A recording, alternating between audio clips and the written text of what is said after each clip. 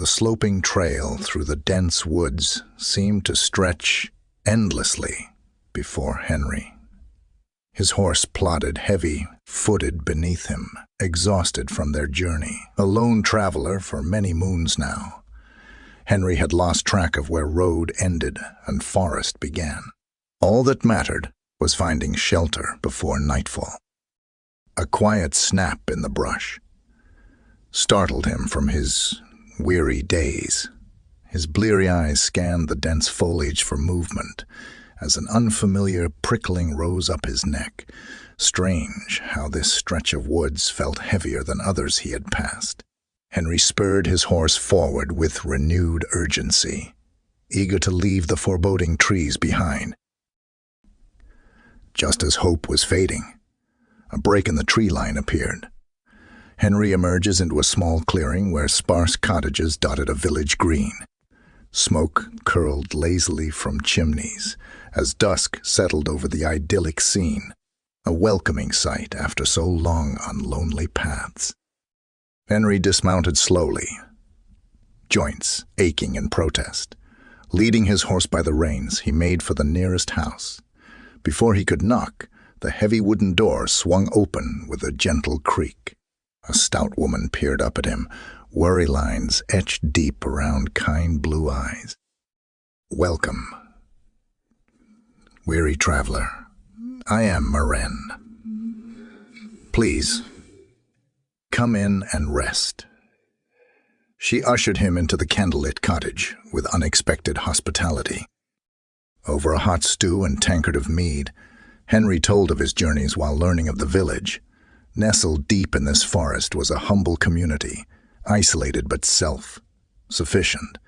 They grew what they needed and had lived peacefully for generations under the watchful eyes of the Guardian. The Guardian? Henry questioned. Maren's eyes flickered away uneasily. An ancient protector of these woods. So long as we make our offerings, no harm will come to us.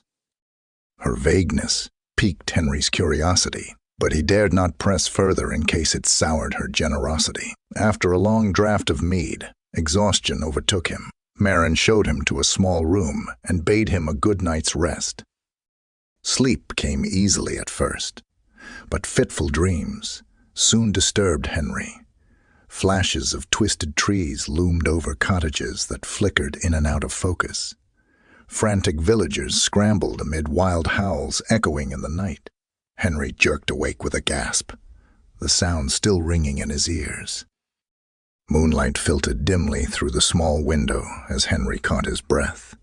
An eerie quiet had fallen over the sleeping village, yet he sensed eyes watching from the dark, shaking off lingering nightmare traces.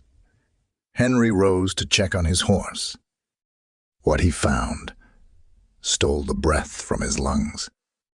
Where the stall had been was now only trampled grass and torn rope fragments.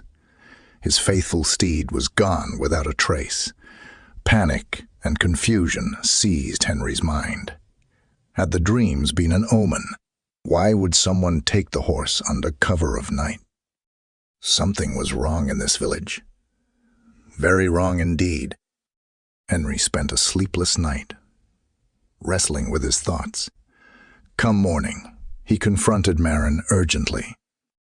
"My horse is missing. Please, I must know what happens in this village at night." Maren's eyes widened in alarm. "You must not ask such things. Traveler, best forget your beast and continue your journey in haste." Her evasiveness only fueled Henry's concern. He followed discreetly that evening, as Maren slipped into the forest alone.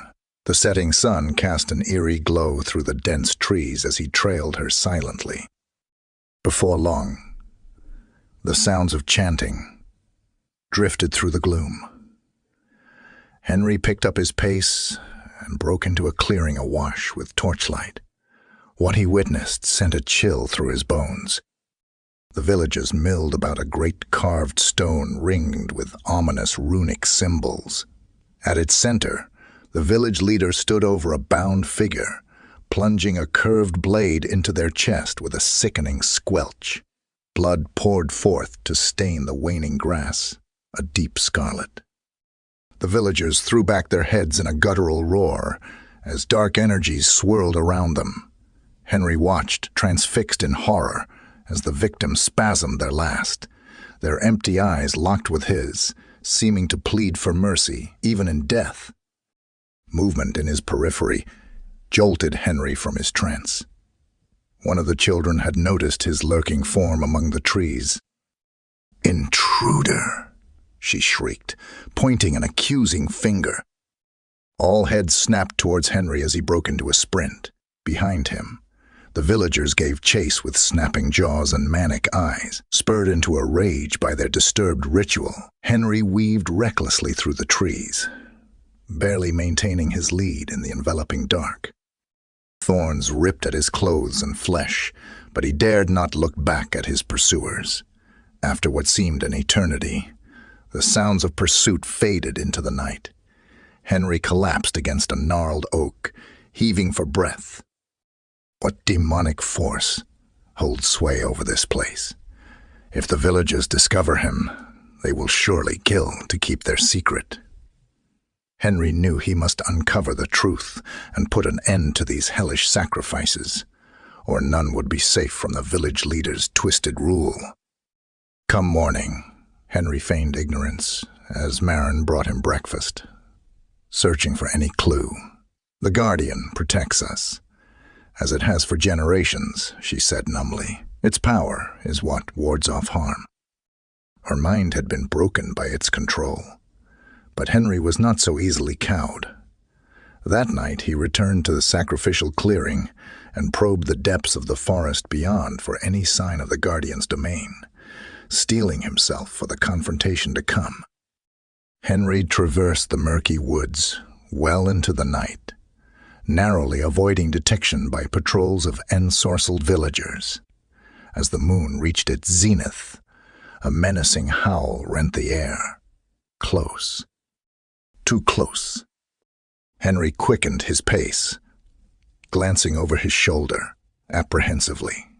A towering shape bound out of the gloom on all fours, hackles raised in a fearsome show of fangs. Its bone, chilling scream drowned out Henry's call for help as massive paws closed in.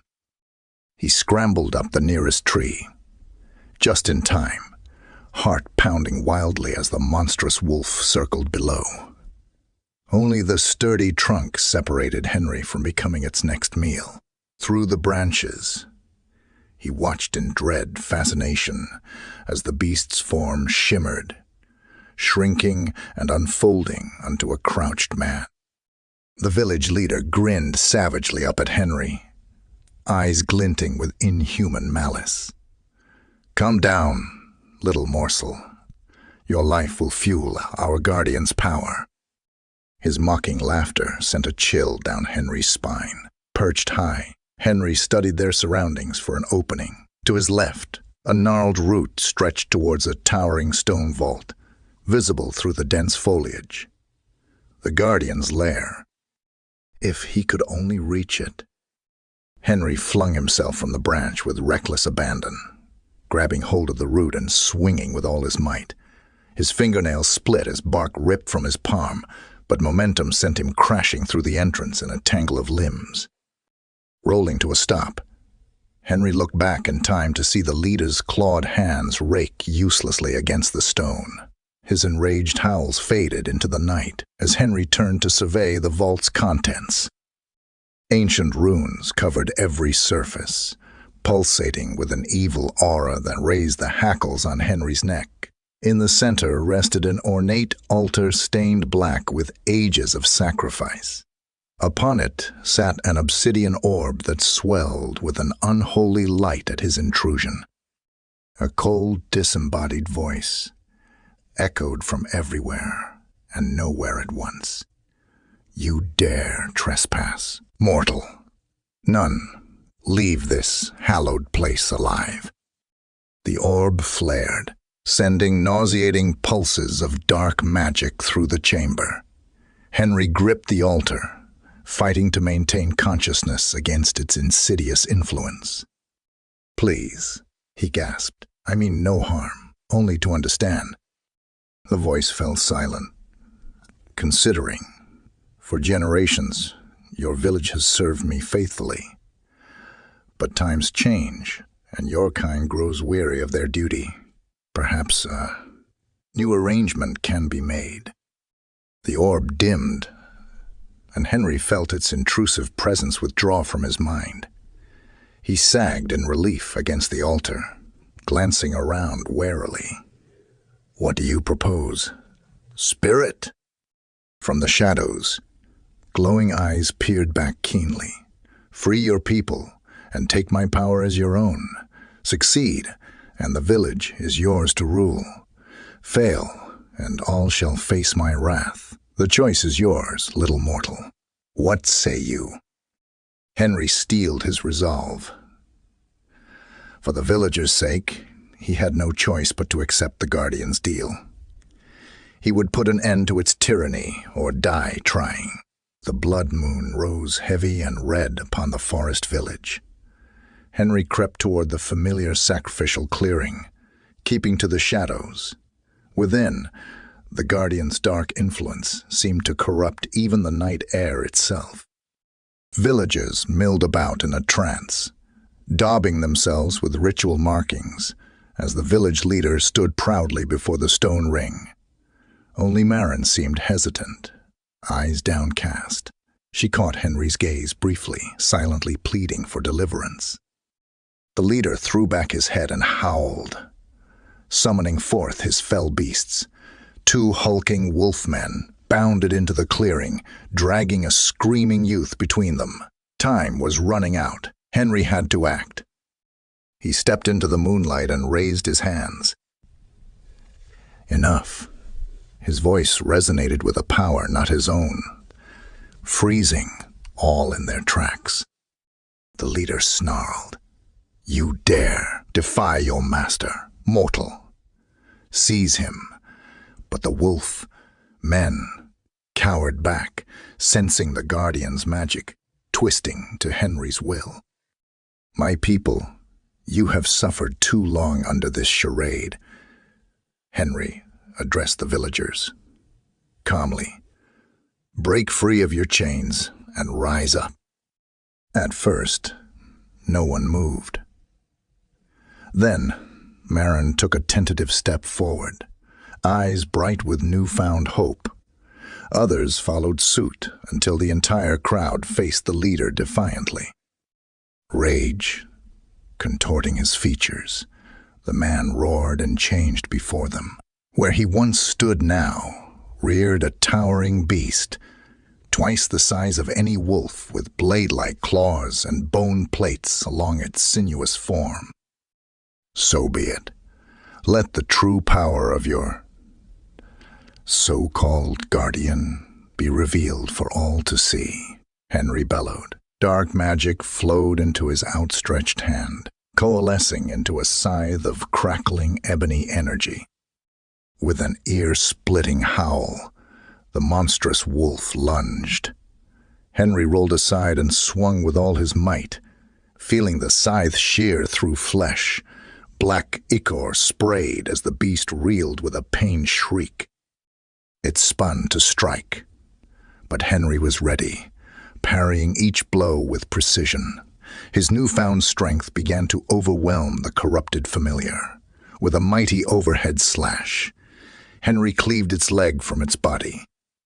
The wolf crashed to the earth, jaws snapping futilely. Henry stood over it, eyes glowing with unnatural power. "Your reign of terror ends tonight, demon. Release these people." For a long moment, only pained panting responded. Then the wolf shuddered mightily as black smoke poured from its maw. It coalesced into a hazy void that slowly dissipated on the breeze. Its malevolent essence vanished at last. All was silent but for Henry's labored breathing. Then a ragged cheer rose from the villagers, rushing forth to embrace their savior. Marin took Henry's hands warmly. "You have freed us. How can we ever repay such bravery?" Henry smiled softly. "Spread word of the Guardian's defeat, and never darken these woods with slaughter again." He turned to leave, exhausted but glad to see the village liberated at long last. Dawn's first light filtered through the trees to greet a new day.